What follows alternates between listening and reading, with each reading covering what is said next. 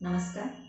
मैं सहायक प्राध्यापिका संजीवनी पाटिल, कला वाणिज्य और विज्ञान महाविद्यालय गड़िंग्लज बीए भाग 2 के पाठ्यक्रम में सम्मिलित सूरदास के पदों के बारे में आज हम चर्चा करने जा रहे हैं।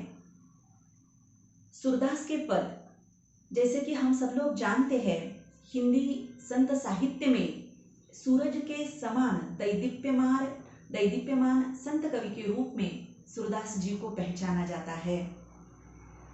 आप सब लोग सूरदास जी के बारे में जानते होंगे। संत कबीरदास, संत सूरदास, ऐसे कई महान संत कवि इस हमारे देश की संत परंपरा में हो गए हैं। आज चलिए हम सूरदास के पदों के बारे में और उनके जीवन परिचय के बारे में जानकारी हासिल करते हैं। 15वीं और 16वीं शताब्दी के संत कवि के रूप में सूरदास जी को पहचाना जाता है। उनके जन्म के बारे में काफी विवाद है। उनके जन्म के बारे में कोई भी पुख्ता जानकारी आज हमारे पास नहीं है, लेकिन कुछ विद्वानों के कहे अनुसार उनका जन्म 1478 में हुआ ऐसा माना जाता है। उनका जन्म स्थान, कुछ विद्वान कहते हैं कि उनका जन्म सीही में हुआ है, कुछ विद्वानों का मानना है कि उनका जन्म रुनकता में हुआ है। क्योंकि पक्की जानकारी आज हमारे पास नहीं है, लेकिन रुनकता और सीही शायद इन दोनों में से किसी एक गांव में उनका जन्म हुआ है। उनके पिता का नाम रामदास सारस्वत है, जो कि काफी निर्धन है। ऐसा भी कहा जाता है कि सूरदास जी जन्म से अंधे थे, जन्मांध थे। इस कारण माता पिता काफी नाराज थे। जन्म के कुछ साल बाद, तकरीबन सूरदास जी जब 6 साल के थे, तब से ही माता पिता ने उन्हें घर से निकाल दिया था। 6 साल की आयु से सूरदास जी अकेले रहते थे। किसी मंदिर में बैठकर भजन करते थे, गीत गाते थे, विनय के गीत गाकर लोगों को सुनाते थे। मंदिर में बैठकर ही वो भगवान श्री कृष्ण के पद भी गाते थे। ऐसा ही उनका जीवन क्रम चल रहा था। एक दिन आचार्य वल्लभाचार्य जी मथुरा में मंदिर में दर्शन करने के लिए आए थे और उन्होंने गौघाट पर देखा कि सूरदास जी वहां बैठकर विनय के पद गा रहे हैं। आवाज बड़ी मीठी है, बहुत ही माधुर्य है, वात्सल्य है।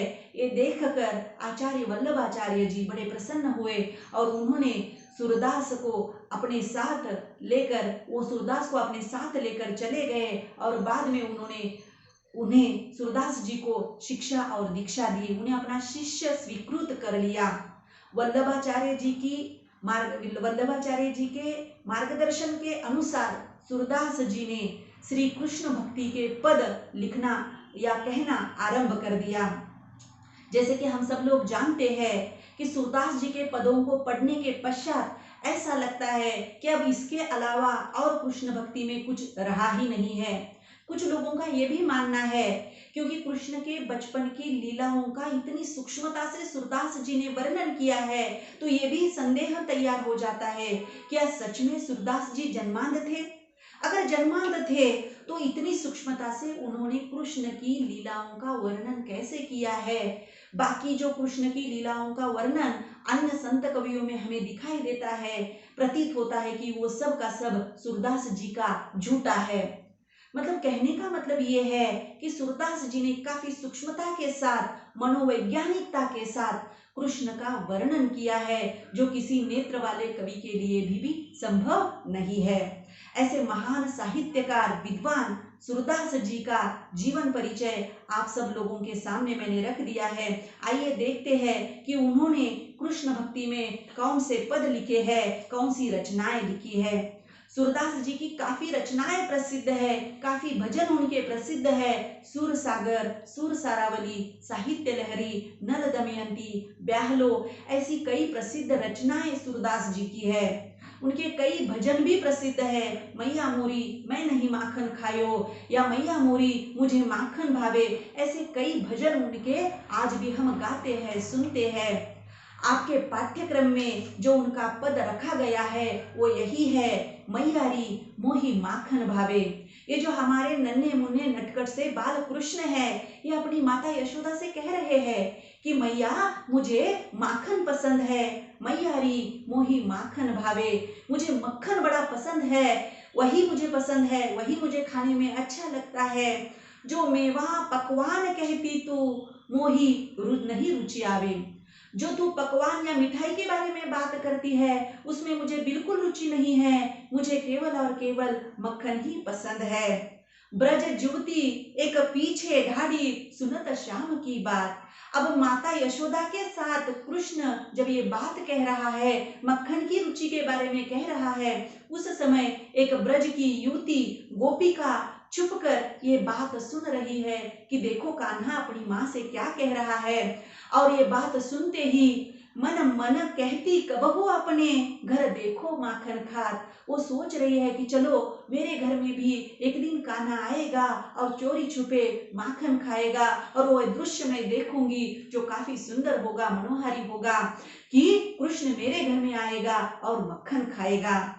बैठ जाई मथनिया के ढींग, मैं तब रहो छपानी, सूरदास प्रभु अंतर्यामी ग्वालिनी मन की जानी। ग्वाला के या उस ग्वालिनी के मन में ये जो चल रहा है कि कृष्ण अपने दोस्तों के साथ, सखाओं के साथ हुड़दंग मचाते हुए मेरे घर में मक्खन की चोरी करने आएंगे, ऊपर से तो मैं झूठ मूठ की गुस्सा हो जाऊंगी, लेकिन मन ही मन मैं यही चाहूंगी कि कृष्ण मेरे घर में आकर मक्खन की चोरी करे और मैं उन्हें झूठ मूठ में उनका पीछा करूं, उनके साथ मस्ती करूं। इसी प्रकार वो मन ही मन सोच रही है, क्रीड़ा के बारे में सोच रही है। और भगवान श्री कृष्ण जी भी ये बात भली भांति जानते हैं कि भले ही गोपिकाएं उन्हें डांटती है, उनकी शिकायत माता यशोदा के पास करती है, लेकिन वो भी जानते हैं कि गोपिकाएं भी मन से यही चाहती है कि कृष्ण उनके घर में आकर मक्खन की चोरी करे। और इसीलिए भगवान कृष्ण अपनी माँ से फिर एक बार कह रहे हैं कि मैया मोरी मोही माखन भावे। ठीक है, ये उनका पहला पद हमारे पाठ्यक्रम में सम्मिलित है।